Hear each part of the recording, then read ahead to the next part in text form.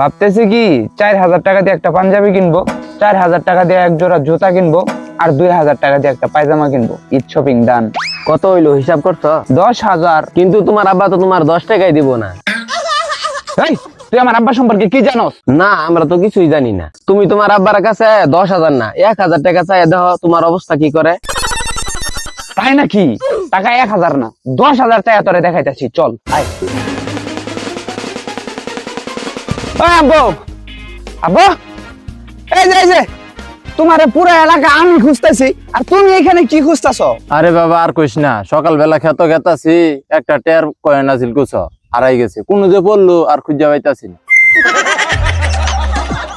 এই সকালে তোমার 1 টাকা হারাইছে, এটা এখন এই বিকাল অব্দি খুঁজতেছো? কি হয় সকাল কি আর বিকাল, আজকে ভাবতাছি সারা রাত খুঁজমু।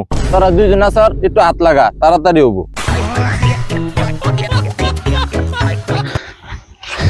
আব্বা, তুমি এসব খোঁজাখুঁজি বাদ দাও, 1 টাকাই তো তোমার কাছে আমি একটা রিকোয়েস্ট করতে আসছি, ওইটা একটু শুনো। কি রিকোয়েস্ট আব্বা?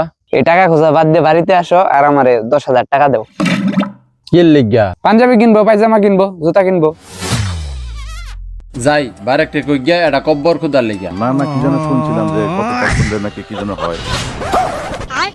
হাই হাই, আব্বার কাছে 10,000 টাকা চাইলে আমার লাগে শিউর কব্বরই খুঁজবো। এক কাজ করি, 1,000 টাকাই চাই।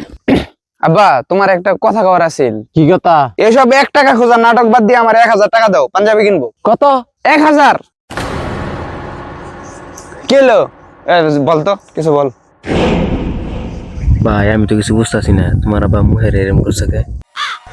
আব্বা কিছু मंगल भावनया